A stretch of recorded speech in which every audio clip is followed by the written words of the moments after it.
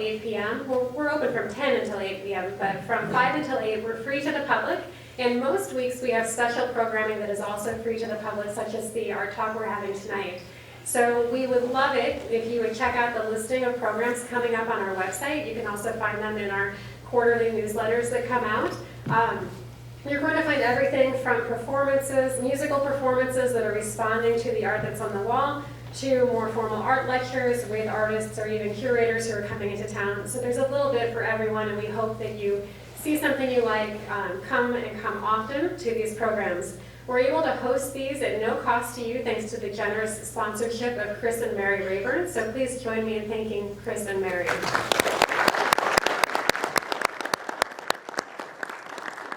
Tonight we are celebrating the opening of Interstellar, an exhibition by internationally acclaimed artist Leo Villareal. Before I introduce the program officially, I did want to thank our exhibition sponsors who have made the experience possible for us to have this exhibition here at the museum. So Andy and Debbie Butler are our premier sponsors, and at supporting sponsor, we have the Current Iowa and Hotel Blackhawk. So thank you to our premier and supporting sponsors.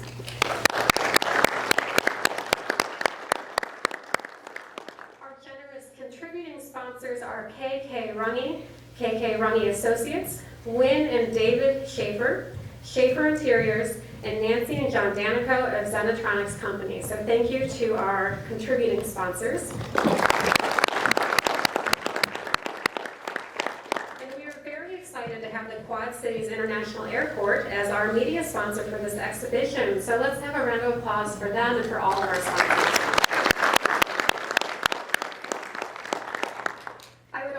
To thank Leo Villareal's studio and Pace Gallery for lending the artworks for Interstellar that you'll see on level 3. We're fortunate to have Ben Strauss-Malcolm, the VP from Pace, with us tonight, as well as Ben Cohen, who does design and production at the studio and assisted with installation. Of course, one more big thanks goes out to our curatorial team here at the museum, Joshua Johnson, Vanessa Sage, Esteban Cornejo, and Steve Banks. As always, you've done a phenomenal job. Thank you.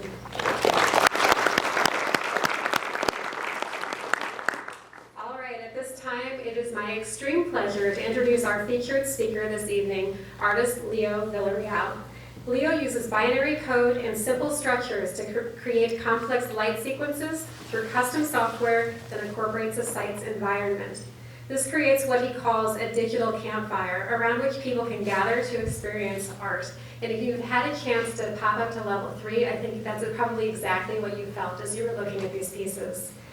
In addition to his gallery works, like the ones on level 3 in Interstellar, Leo is known for his site-specific light installations, including San Francisco's Bay Bridge work, The Bay Lights, Illuminated River, a public work of art that unites 9 London bridges through one artwork, Multiverse, a tunnel installation at the National Gallery of Art. How many of you have seen one of these, or maybe a couple of these? Yeah? Okay, very good. And then, of course, probably most exciting to our present company is the forthcoming light sculpture, Evanescent Field, which will be completed at the Figge in 2025 as part of the Figge Centennial Celebration. Leo, we are always honored to have you visit us here in the Quad Cities. We're thrilled that you're able to join us for the exhibition opening. Thank you so much for being here and sharing with us. Please, everyone, join me in welcoming artist Leo Villareal. Thank you. Thank you so much. Well, thank you so much for that amazing introduction, and I'm so happy to be back in Davenport. It's been a bit now. I think it's been almost 10 years that I've been coming and becoming familiar with the Figge and learning about what you all do and studying the building and just being very engaged. And I really am very grateful for everyone's help in getting Interstellar up. It's a beautiful exhibition, and I'm really thankful for all the effort because it's not easy, and there's a lot of behind the scenes, but it looks effortless, which is what we want. So thank you all. So I'll get started with sort of the beginning. Here we go. And some of my inspirations. My mother's family is from West Texas, from Marfa. My dad's family is from Chihuahua, northern Mexico. So I spent a lot of time looking at the work at the Chinati Foundation. So this is some of Dan Flavin's work.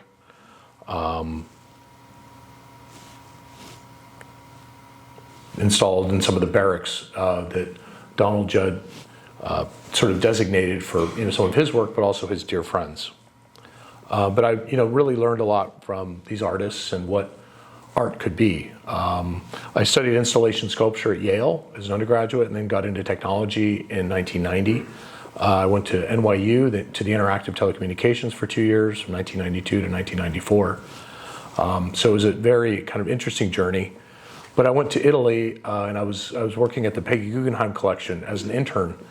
And I went to Varese, and I got to tour Count Ponza's stables. And it was the first time that I saw a James Turrell sky space and the work of Flavin and Ryman and Naumann, and just saw amazing work that really changed my whole view of what art could be, and realized it could be much more minimal than I had previously thought. I also have had a chance to visit James Turrell at Roden Crater a few times. I went to visit early on, and this is a volcanic crater that James has been sculpting into like an amazing artwork just outside of Flagstaff. So there are these various apertures, and it's always under construction, and James has spent his life building this place. But I was amazed to tour and go through some of these tunnels, and it almost feels like you're describing like an after-death experience when you're in the tunnel. There's a light at the end, and you keep moving up. And then you finally encounter these amazing kind of apertures. And let's go back one. There we go.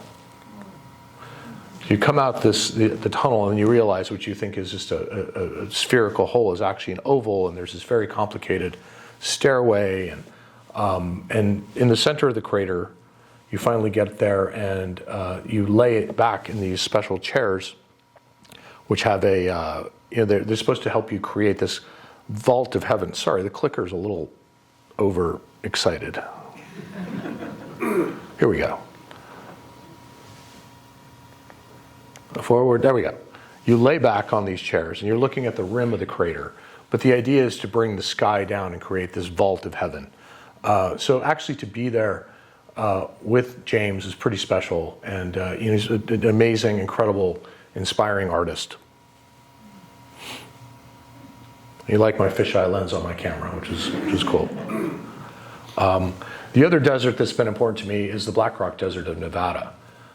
In '94, I finished grad school at NYU and got an internship at a research lab in Palo Alto called Interval Research that Paul Allen had started. And it was an amazing place. I thought I'd be out there for 3 months. That ended up turning into 3 years. But during that first summer of '94, someone said, let's go out to the desert and we're going to burn this thing. And I thought, wow, that sounds kind of crazy. And so we went out there, and this is what the landscape looks like. It's parched earth with nothing growing for hundreds of square miles. And that in the early days, it was much smaller. This is what it looks like these days, with about 80,000 people building a temporary city in the desert. And it's all centered around the Burning Man, which is at the very center of the community. Miraculously, I found this video from 1994. This is the very first year we went to Burning Man. So people create art cars. And the man at that point was just right on the ground. These days, he's usually on some other very kind of elaborate sculpture. But these were kind of early days. So I went out and bought this tent and set it up. And, I was a baby. And my first experience was getting profoundly lost. It got dark. I realized I didn't know where my tent was. There were several thousand people out there, but no streets and no way of getting oriented besides this Burning Man in the center of the community. But so by 1997, I decided to do something about this, and I created this beacon. These are strobe lights that I put inside of these Tupperware containers, and I mounted this contraption on top of my mobile home. And I said, this is probably going to help. And it did. It was pretty astounding to combine software and light and space. My neighbors were incredibly grateful. I could get home, and I had this other epiphany of connecting software, light, and space, and I realized that I was really onto something, and that this combination had a lot of power. So I ended up establishing my studio in 1998 in New York, and having group shows and solo shows. And by 2003, I created this piece on the site of PS1, which is now part of MoMA. And this is Jackson Avenue, so very kind of densely urban place. And Alana Heiss was doing a construction project, and she and Klaus Biesenbach said, could you do something to activate the construction scaffold? And we said, okay. And so we created 640 customized LED nodes made completely from scratch and put them on the side of the building. And what was interesting to me is that the gas station attendant right here in front was aware of the changes in the patterns, as were the taxi drivers and all these people that would never have gone into PS1. But they saw it and they were connecting to the work. And I realized there was a big role for public art to play. That ended up going up to the Albright Knox in Buffalo. And this is a Gordon Bunshaft building from 1962. So it was installed in that, so not just a construction scaffold, but a real piece of architecture, facing a Beaux-Arts building that you can see reflected in this building. But these three different systems speaking was quite interesting. And the idea that my work could have a language that it was similar to the way that these architectural languages had, but it had its own set of rules. And over time, this is at the Nerman Museum in Kansas City, Johnson County Community College. I was able to increase the amount of lights I started to use, although I really like small amounts of information. Here, the architect Kyu Sung Woo invited me to create something at the entrance of the building that was quite dramatic, and we're in the process of reinstalling that piece. This is in Brooklyn at the Brooklyn Academy of Music from 2007. I mean, this piece was supposed to be up for a few months, and it's still there today. And I've done two other pieces with BAM for other locations, so in a way the light sculpture has become part of their identity. And I think it's because the sequences of light have this kind of synesthetic aspect that represent what's happening inside the opera house, and it respects the language of the Beaux-Arts building without overwhelming it. So again, these temporary pieces have a way of remaining, and people really fall in love with the work, which is quite exciting. Here's the National Gallery in Washington, designed by I.M. Pei. And this is the connecting link between the east and west buildings. And this is 200 feet long. And I proposed installing 41,000 white LED lights in the gaps between these metal slats. There was some apprehension. People said, are people going to have seizures? What's going to happen? And I said, no, that's not what this is about. We're using light in a very elegant way that is different from the way it's been used before. So we were able to take this journey that people are on these moving walkways and augment that through light. So I really evolved my code. It's all custom software we're creating with many layers of it that's all randomized. So there's the foreground layers, background layers, shadow layers, but it really is about taking people on a journey. And for me, it started out in virtual reality way back when. But I didn't like the sense of being encumbered. I wanted people to just be able to have these experiences and be together and, again, connect through this, it's kind of digital campfire, but with sequences that have an elemental nature.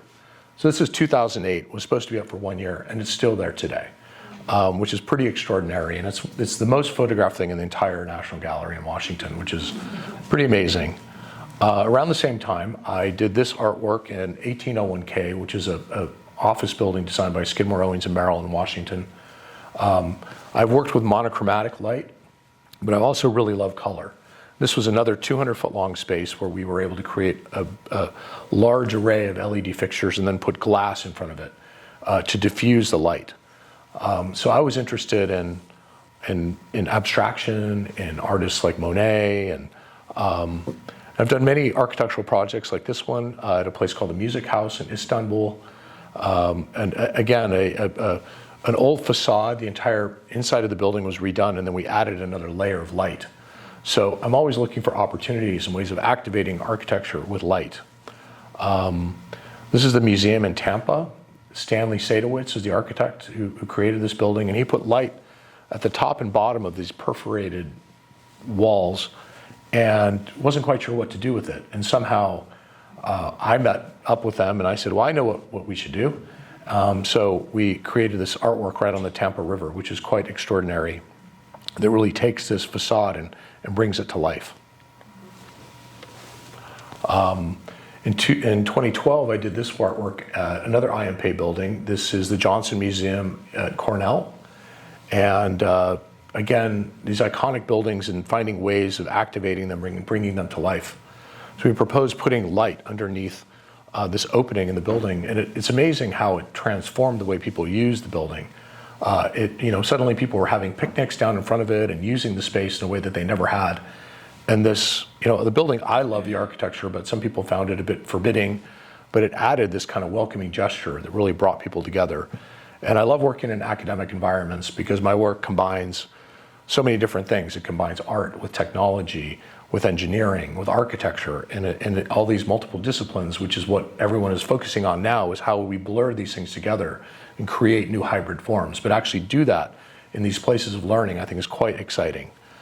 So this piece, again, is still there, and we're working on restoring it. These projects are labors of love, and LEDs are very robust, but they do require some attention, but we've become quite good at that. Here's a piece at Rice, again, another Skidmore, Owings and Merrill building, and using LED tubes to create different forms and these kind of radial patterns with this bursting effect. But I always love the chance encounters that happen with glass and the reflection and angle.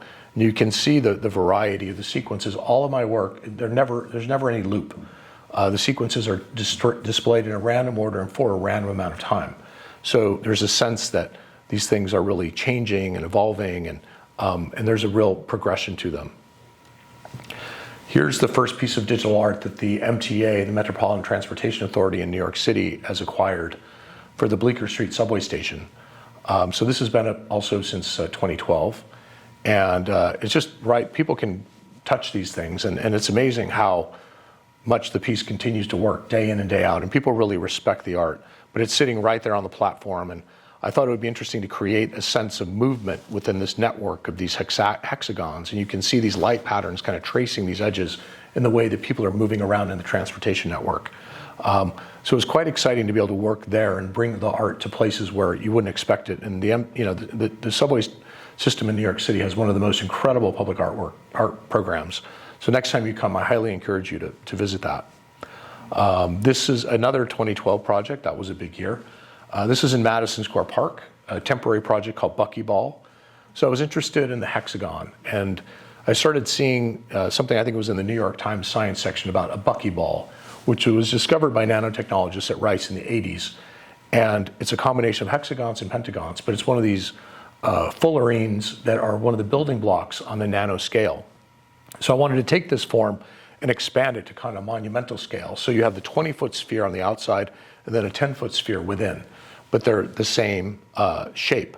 But I was interested in moving, interested in the spatial nature of the geometry, but also then the temporal aspect, that I could move light over this form. And the combination of the spatial and the temporal was quite exciting. So this piece was temporary, and then it went to Crystal Bridges in Arkansas as a temporary piece, and then became permanent. It was installed there at the entrance of Crystal Bridges for many, many years, and now is in front of the momentary. And I've made other buckyballs, one at Stanford in front of the new hospital designed by Raphael Vignoli, and another one at the Exploratorium, and one for the Nashers at North Park in Dallas. So I like working not just with architectural forms, but with freestanding sculpture as well. And to work in the middle of such a historic and amazing place in New York City was quite exciting. Here's a piece for OSU, and this is a grid of hexagons in a lobby. But I really love the way that it interacts with the architecture and the reflection and on the floor and through the windows and the way it activates the space.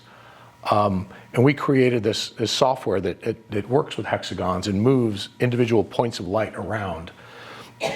Almost like, in a way, I'm interested in cellular automata programs where you have simple rules, but out of those simple rules, very complex patterns emerge. Here's in San Francisco at the Moscone Center, which is the convention center, redone by Skidmore, Owings and Merrill. This is a bridge over Howard Street. So we installed a volumetric color artwork in the bridge so it would be visible from traffic and for people who are inside the building going to the conventions. So this was quite exciting to work with the volumetric piece, so dealing with 3 dimensions and then with color. But in a way, when I made this, it almost looked like they were hanging tapestries, and this connection to the idea of weaving was quite interesting. And early computation that started with these mechanical machines in the Industrial Revolution. Here's a project in Seoul by David Chipperfield, same architect here as the Figge. This was for a cosmetic company, and it was quite exciting to be able to really activate the building in this way.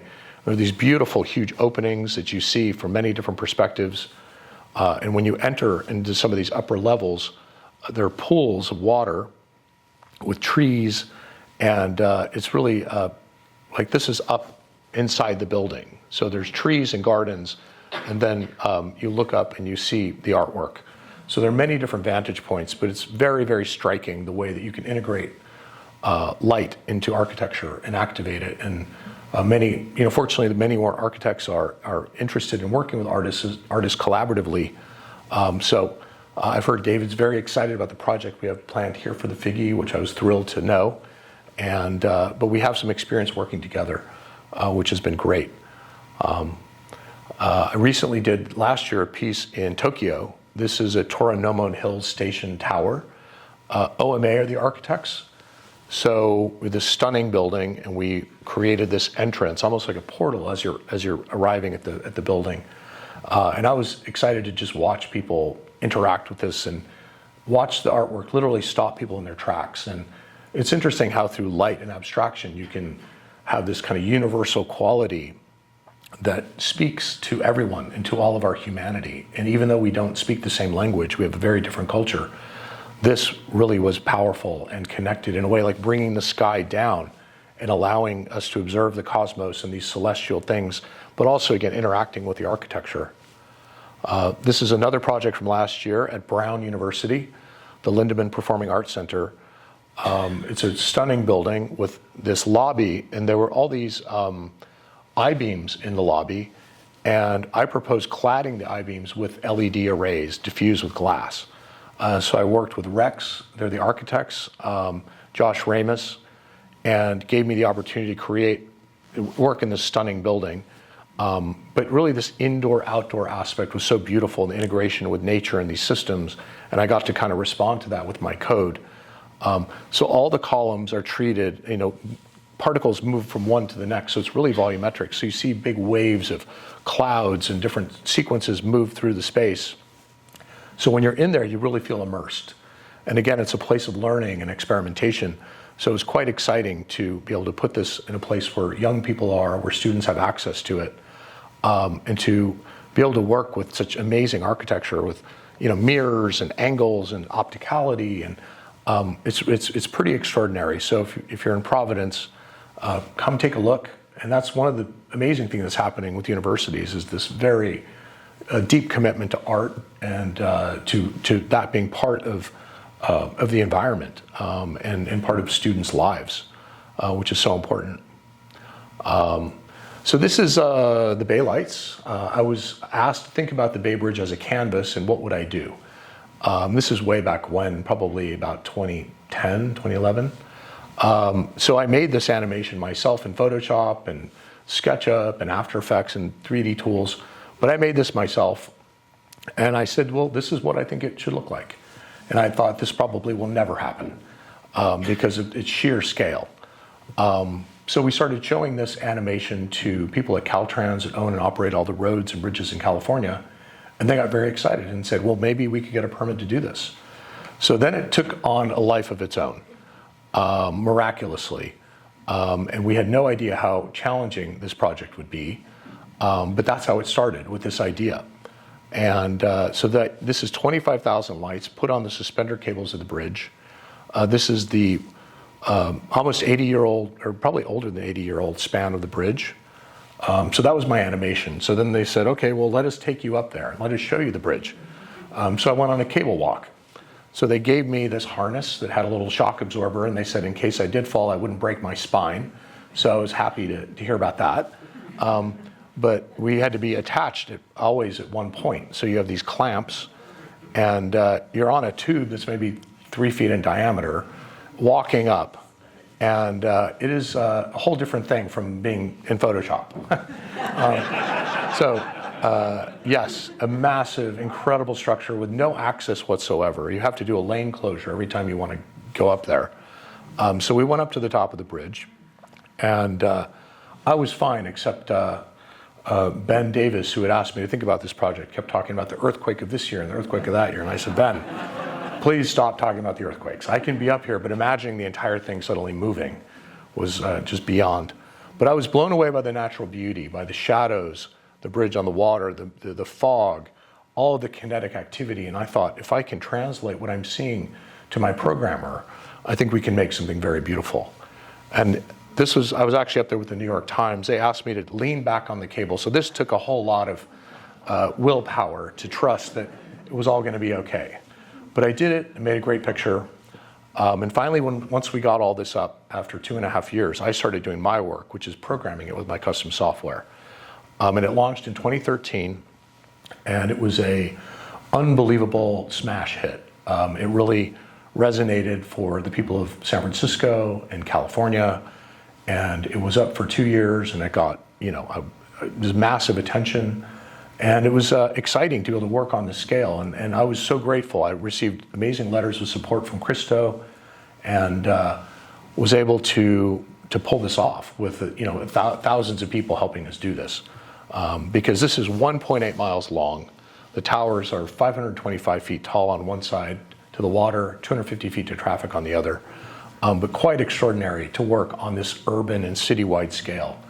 But we think of this as a gift for everyone, and anyone can look at this piece on the Embarcadero and can't help but talk to the person next to them, because it elicits such a sense of wonder and awe.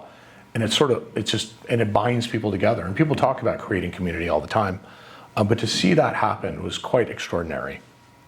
So we had the piece up for 2 years. That was the permit that we had from Caltrans. It came down, and there was an uproar in San Francisco. And we were able to raise more money, put it back up, and last year celebrated 10 years that this piece had been up. But it's a very harsh condition for any technology, and we started experiencing a lot of failures. So the piece has been down, and we've just gone through another cycle of fundraising, and we're going to bring the Bay Lights back next year for another 10 years. So very, very exciting that, especially now, San Francisco really needs this, and it's become part of the fabric of the city. So I'm very humbled and grateful that the piece can continue, but it's quite majestic, and again, taking something that people ignored. The Bay Bridge was always overshadowed by the Golden Gate, and transformed it into something that you see and every night behind the sportscasters and the news, and it's become iconic and something very very important. Back now we shift over to London. There was a competition in London called the Illuminated River that was thinking about the bridges in London. Initially, it was 15 bridges from Albert Bridge to Tower Bridge, and how could they be activated. So I was participating in this competition. This is what the bridges look like when we first went there. This is Millennium Bridge, designed by Fosters and Partners between St. Paul's and the Tate Modern. So it's shocking. Other bridges like Southwark, like 2 lights on, the rest of it broken. Cannon Street completely off. Really just, that's not what London should be. So we did this proposal, and we said we want to create this ribbon of light that takes the entire Thames and connects it and brings this energy to it. So these are some of the animations that we made in our proposal. And we thought of it as a whole ecosystem of creativity, because people have the Thames used to be the center of the city, and in a way people turned their backs on it, but it became very important. So we started studying the bridges and what we could do. And see if the clicker is going to work. There we go.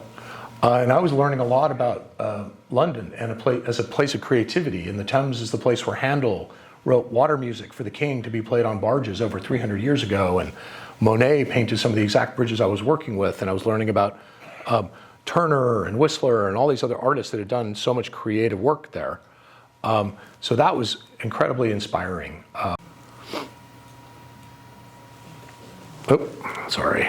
This is a little feisty here. Here we go. So here's the team. We did our proposal. James Turrell was actually one of the jurors, along with the director of the Hayward and the Tate, and sponsored by the Rothschilds. But they ended up selecting me out of 150 teams, and I was competing with Diller Scofidio and David Adjaye and some very major teams of artists and architects. So then it was sort of like, well, how do we do this? So we got in there with our light manufacturers.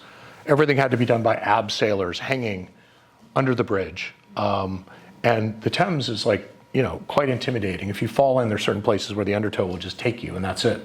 It rises and falls 5 meters twice a day. So these contractors had to work with these, in some cases, very old bridges, installing this fragile piece of electronics day in and day out. But they were able to do it. So here they are hanging below Millennium Bridge. They didn't let me do that. I got to just do the programming part. But it was really a major effort. And we started by studying each of the bridges and how have they been illuminated. When we could speak to the living architects, we did. When we would look at historic photographs, ways that it had been done, and tried to see how can we reveal the beauty that's there. So we installed all kinds of networking, computers across all the bridges, all this infrastructure. And then finally, I was able to work with my custom software. So night after night, I would sit on the banks of the river programming these bridges live. And people would freak out when they realized I was controlling like all these bridges with my laptop. It's kind of an amazing party trick. But finally, we did 4 bridges at first. Here we are in the Guild Hall with the Lord Mayor and with Sadiq Khan. And very exciting to be able to launch this project. Sorry, this back. Let's try once more.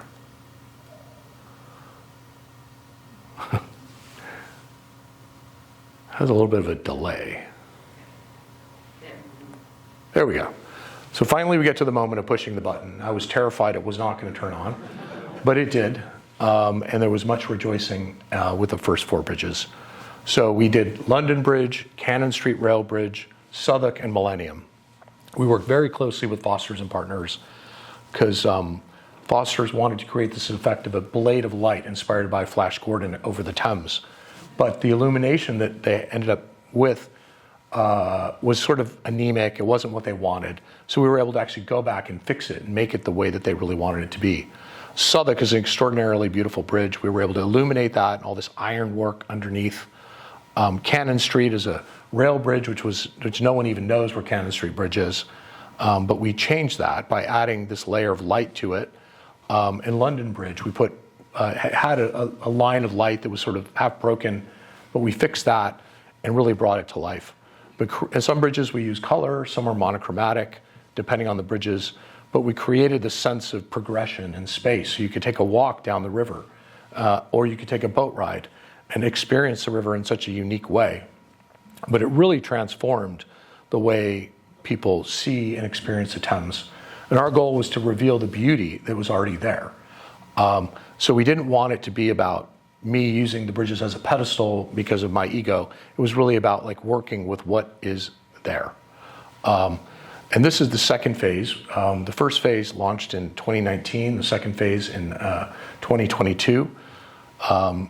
So this is Blackfriars Bridge, and you can see the beauty of these structures and to be able to, they're amazing volumes that can catch light. So it was very, very special to be able to work with these bridges day in and day out and discover ways that they could be brought to life. And it was challenging as well with the weather, the rain, we'd have to set up tents, we'd have to figure out how to get power, make networking work. Here's Waterloo Bridge, and we did this line of light straight across Waterloo, across the top. And then we lit it below. So there were different approaches to each bridge. So that was also quite interesting that it's not the same thing. It's not like the Bay Bridge, which is one very large bridge. This was a different challenge because there are 9 bridges, and how do you create a sense of connection between them but not make them the same? This is the Golden Jubilee footbridges. So we added light to the railings and did this kind of activation. And Alex Leifschitz, the architect of this, was on our team to do the project. So it was wonderful to be able to work directly with Alex. And when we could work with the living architects, we did. And I think he was very, very happy with the way that his bridge came to life with this simple gesture. And then there's a rail bridge that goes through the center of it. So at times you'd see these sequences of light that would then synchronize with the movement of trains. Here's a train now going through. Just beyond that is Westminster. So Westminster is a UNESCO World Heritage Site. And I was shocked that Westminster would just disappear into the darkness at night before this project. So we approached that with great care. It has this kind of beautiful green color. So we wanted the color of the light to look like the color of the bridge. So we stuck with that for the palette on Westminster.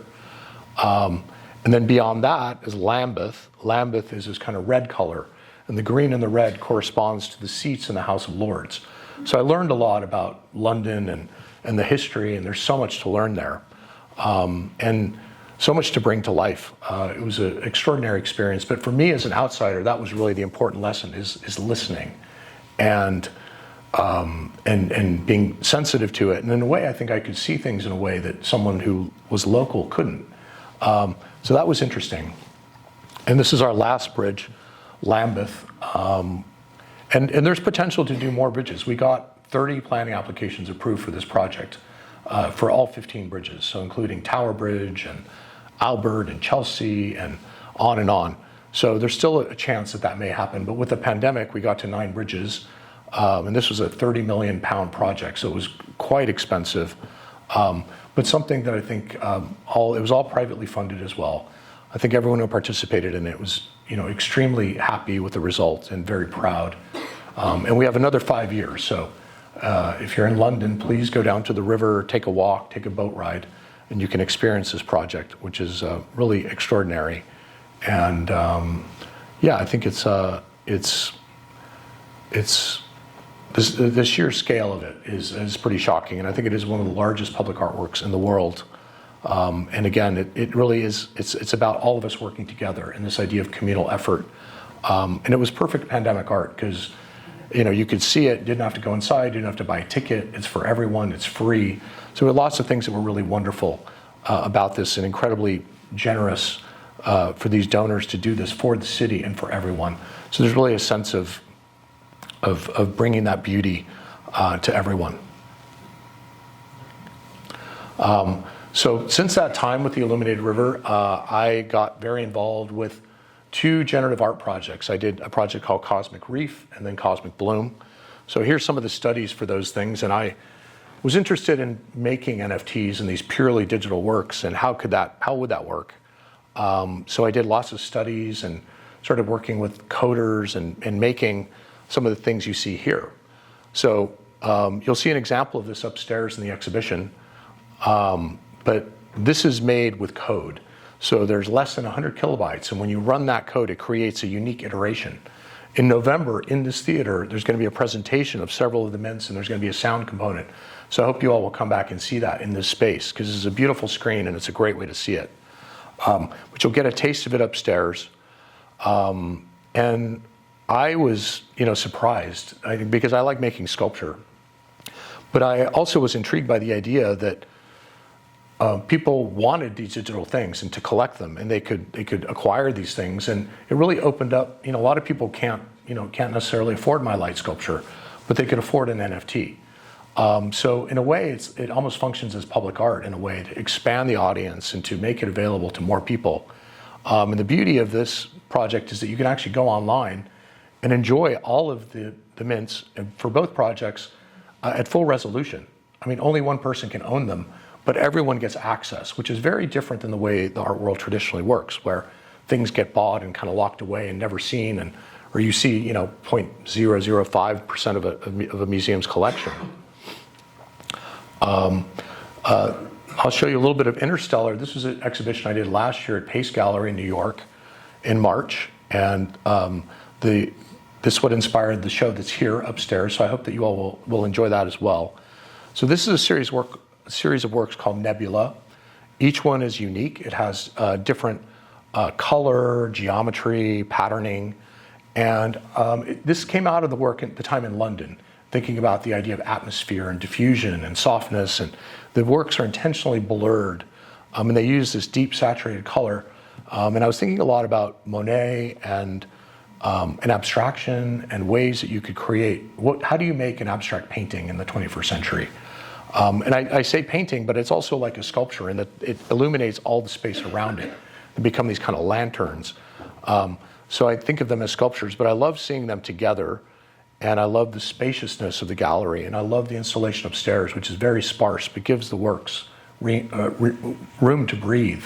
So that's something that's very special. So I'm really grateful to be able to bring this work here and for you all to experience these works firsthand. I resist documentation. It's so hard because I think my work is all about the primary experience of seeing this with your own eyes, because it deals with the full sensorium and opticality of all these pieces, and it's so important to see them for ourselves and to gather around them in a way. And I love, earlier we did a tour in the gallery, and it was just about us being together. We didn't have devices. We weren't wearing headsets. We weren't doing all these things that you have to do virtual reality and have these technological experiences. It's bringing that work into a gallery and having it be something that is welcoming, that you can gather around. This is an installation at Guild Hall in East Hampton that I did last summer called Celestial Garden. So I did a very large LED array. This is about 12 feet tall by 30 feet wide, and it's diffused with a layer of vinyl. So it has a softness to it. And the quality of the light is something you could never produce with any kind of projection. So it's very, very special. And it feels, I created these zero gravity couches that you lie in. I designed these in 2001. So it creates a space for the viewer. And there was also a soundtrack to this that's going along with, it's not music, I would say it's a tone, but it goes along with the visual element. So more and more I'm interested in these fully immersive experiences where you take viewers on a kind of a journey, but it takes me back to exactly what I was studying over 30 years ago and creating virtual reality way back when in the early 90s. But I realized you don't need all this equipment. You can do the same thing with a small amount of information, with LEDs, with software, and by combining these things in a certain way. But it really does make a special place for people to be together. And I found it to be incredibly exciting to see, the journeys that we can create and in ways that we can work with the rules that underpin systems we see in nature, but then start to reshuffle them in a unique way. Which brings us right back here to the Figge. Very excited to share with you the renderings that we've created for the project. I can't believe it's been almost 10 years we've been thinking about this, and next year we will actually make this a reality. So you will have an enormous immersive light sculpture that you all can be inside of and enjoy, and that will really activate the area around it. And I thank you all for giving me this opportunity and believing in me, and thank David Chipperfield for signing on. And this does not come easy, and we've been working very, for a long, long time behind the scenes, and I just want to express my gratitude to everyone here who's made this happen. So give us a few more months, and we'll have yet another celebration here, and I look forward to toasting when we finally bring this piece to life. So thank you all, and I'm happy to answer questions if you all have some.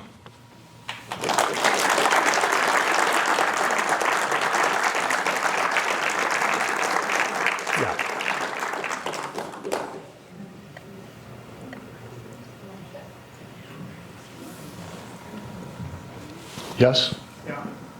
I want to gush first and just say I think this is genius. What you've done is so incredible.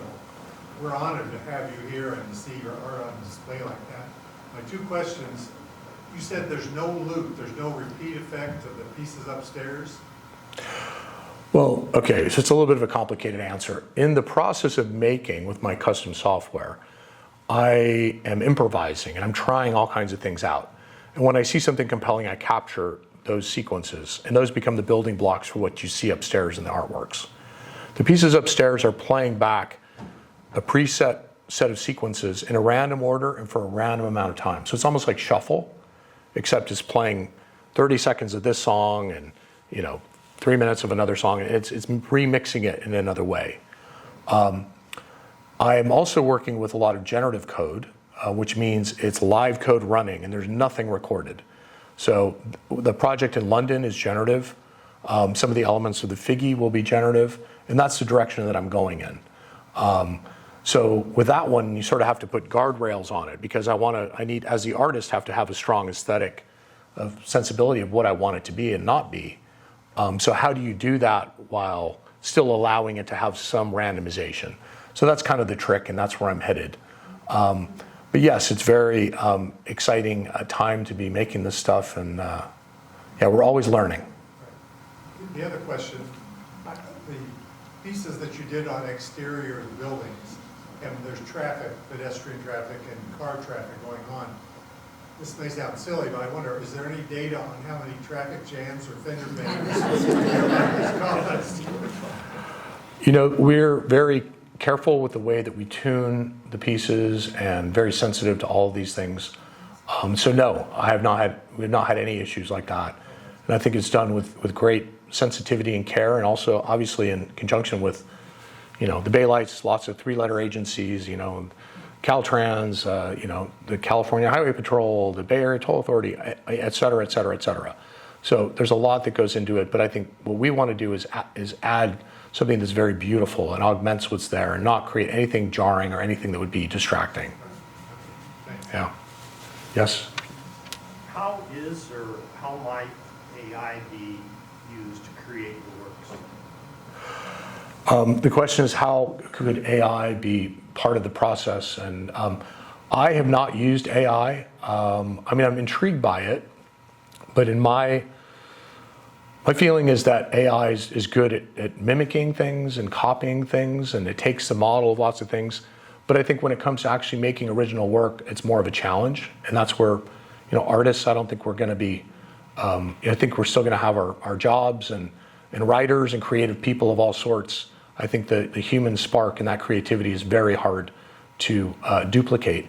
But I am interested in collaborating with software. We've made all kinds of tools that we improvise with. So I'm open to it as sort of something I can say, well, show me 10 or 20 different variations of it, and then I can sort of pick. So if you treat it as an assistant, I think that could be quite interesting. But there are lots of artists exploring this space, and I find it fascinating and terrifying. And but anyway, we're all learning together. Yes? Is there any thoughts about maybe doing this with the Empire State Building or the Eiffel Tower? Well, I did a proposal in Paris for the Olympics with the team. Unfortunately, we came in second. So we didn't get to implement that for the Olympics. But the idea there was to replicate what's happening on the Eiffel Tower, but to embed the ground, the grass with light as well.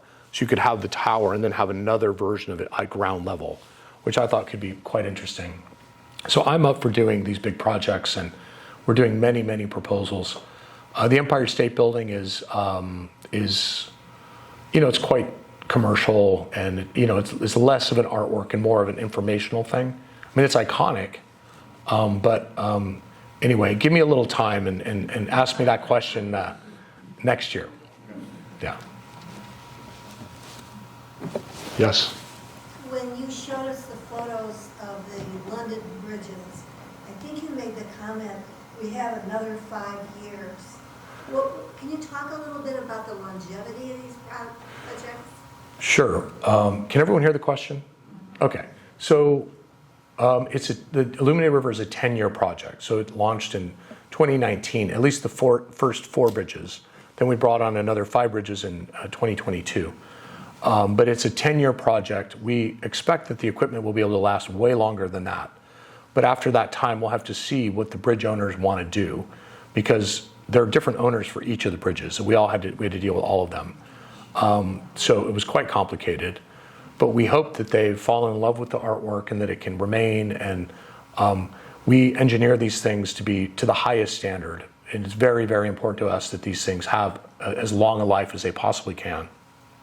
And we always provide a very detailed set of instructions about all the things that could possibly happen, and what to do in each of those cases. And what do we do in 5 years, 10 years, 20 years, and onwards, and ways of preparing for those things. So my work is quite complicated, and it involves a relationship between the studio and all of our collectors and clients. And we have 2 people that do conservation in our studio full-time and help, and we keep meticulous notes, and we're very concerned with that, because I want my work to be around in 100 years and 200 years. But who knows what kind of lights we'll have then. Hopefully, you know, they'll last even longer at that point. Yeah. Yes?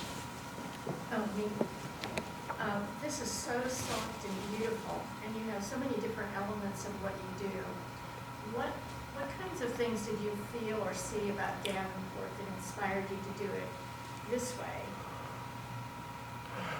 Well, I think the building was made to be illuminated. I guess that was always one of the intentions, I guess 20 years ago.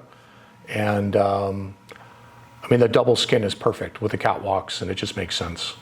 And I just love the element of nature and seeing the river and the way it connects with the community, and the sense of life here. You know, this place is so amazing with the way that you all bring so many people in, young and old, and make it a very lively place that is about creativity and making and learning.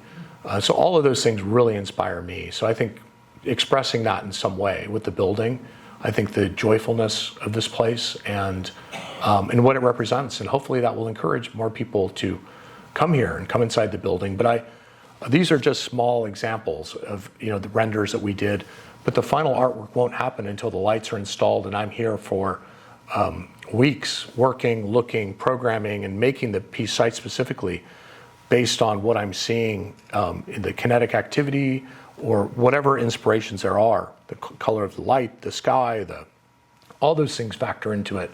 It's a very loose interpretation, but I hope that the artwork will become a mirror of the community and will feel appropriate because of all the care with which it's been sequenced and the time that I've spent here, and these almost 10 years of visiting and learning. But it really is until we get all this equipment in that I can really start my work. So we have great visualization tools, but nothing replaces actually being here physically. So looking forward to that moment. Yes? What is the proposed duration of this project? How long will this light show? How many years will you propose it will work? I believe it's permanent. So as long as, I think, it's hard to give an exact answer. But I'm thrilled to be able to be part of it. You had a permit on the bridges, and I'm wondering, are you limited by a permit on this as well, or not? No, we're not. I think we're excited, and I think we can go for it. So it's good. Thank you. Yes. Understand, I think this is beautiful. I really like what you're doing, and I love your installation upstairs. That being said, there's the dark sky group, and there are people concerned about avian flyways and the rest. Will the light from this building be an issue for nocturnal migration? Will we just shut it down at certain times of the year, or was that even a consideration in this lighting? I mean, every time we do an installation with the Bay Light, certainly we did a huge amount of work with Audubon and with all the environmental concerns and with light pollution. And the Bay Lights uses less than $30 a night in electricity for the entire 25,000 lights. And even that is offset with the big solar credit and farm. So it's very important to me to use resources carefully and not just use a lot of light for light's sake. In London as well, we worked with there's a group concerned with the eels, a group with the bats. So, we really did a lot of communication. And one of the things we did in London is really, and that's what's great about the new LED fixtures is you can put light where light should go, light under the sky. So the lensing is very, very important. So I think that's what we're trying to do here, is put light in a very specific place with a very specific effect, and not blaze it out and create this, this glare. So we're trying to be careful with that and open to hearing people's concerns, of course. And, we want to do something that's beautiful, that augments what's here, but do it in a way that makes sense and is sensitive. Yes?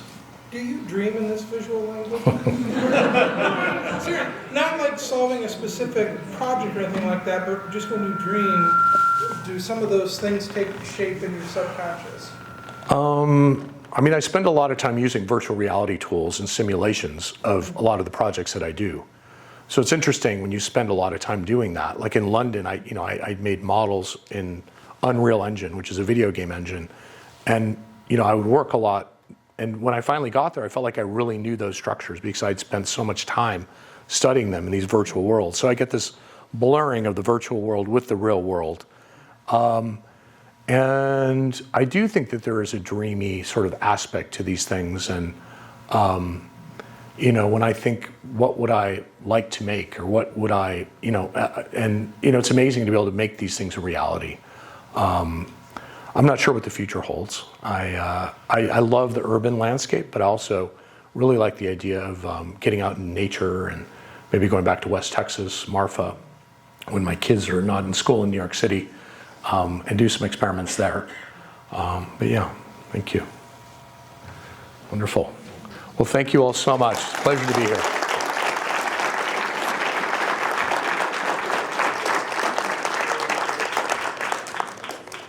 Well, save your forks, as they say, the best is yet to come. We look forward to seeing you back here when we're ready to move on to the next phase of the project, and we look forward to seeing all of you here with us to celebrate, certainly, in 2025.